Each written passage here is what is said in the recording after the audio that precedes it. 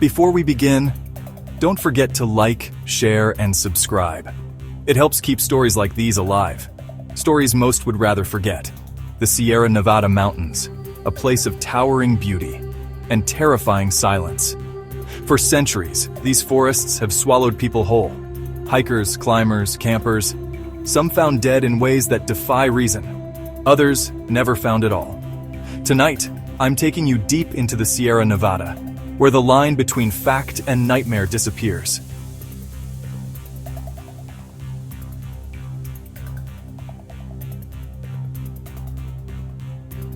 Since the days of the gold rush, the Sierra Nevada has been both a promise and a curse.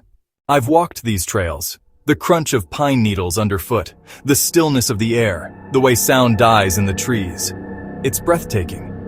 But spend enough time here, and you feel it. A weight in your chest.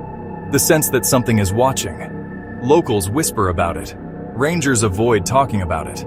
But the record speaks for itself. Vanishings, deaths, and mysteries that refuse to be solved. Since the days of the gold rush, the Sierra Nevada has been both a promise and a curse. Prospectors went missing. Hunters never returned. And as decades passed, the mountains became notorious for another kind of story. The disappearances of ordinary people who entered the wilderness and never came back. Stacy Arras, Carl Landers. But they're not alone. July 17th, 1981. 14-year-old Stacy Arras was on a guided horse trip with her father in Yosemite National Park. They stopped near Sunrise High Sierra Camp, elevation over 9,000 feet. Stacy told the group she was going to walk a short distance to photograph a lake, just a few hundred yards. Her father stayed behind. A guide saw her step off the trail, and then she was gone. Over 100 people searched for 9 days.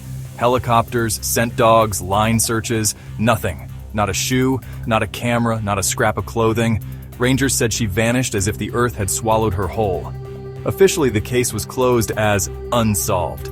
But locals still whisper, that area is cursed. Some claim lights were seen in the sky during the search. Others talk about a sudden silence in the forest, like something was out there, waiting. May 25th, 1999. Experienced hiker Carl Landers set out with 2 friends to climb Mount Shasta.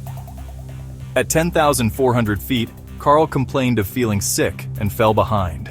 He told his companions he would catch up at the next stop. Minutes later, he was gone. Rescue teams scoured every inch of that mountain.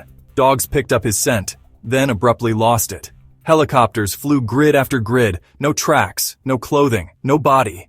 Some believe he fell into a hidden crevasse. Others believe Mount Shasta hides something more. To this day, Carl Landers is listed as missing, presumed dead. But where did he go? A Boy Scout found dead in an area already searched 3 times. A solo hiker discovered miles from where he should have been, with shoes missing and injuries that didn't match a fall.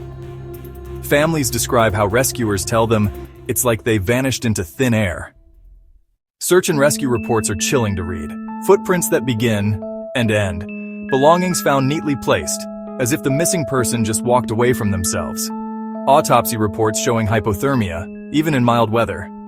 In some cases, bodies are discovered in areas already searched by experts, as if they appeared there later. In Carl Landers' case, one dog team tracked him, then stopped dead at a rock wall with no sign of where he went. Survivors who barely made it out alive described the same thing: disorientation, sudden panic, a feeling of being pulled off trail by something. Of course, there are explanations. The Sierra Nevada is deadly terrain. Hypothermia can set in within hours. Disorientation is common at altitude. Wildlife attacks, hidden crevasses, exhaustion, any one of these can kill.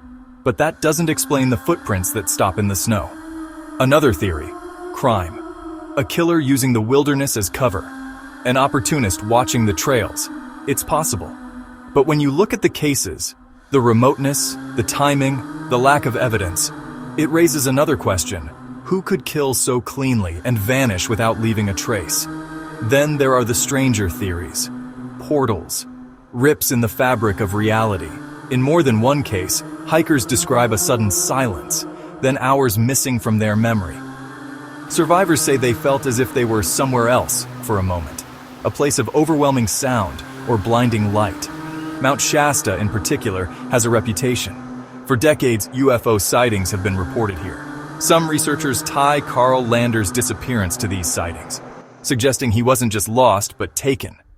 I've read the reports, I've spoken to those who searched, and I've walked the trails myself. There are explanations for some of these deaths, but not for all. Some people vanish, as if the forest itself took them. Whether it's hidden dangers, human predators, portals, or something from the sky, the truth is, the Sierra Nevada keeps its secrets. For the families left behind, there is no closure, just silence, an empty trail, a memory that will never return. And for the rest of us, the next time you step into the mountains, remember this.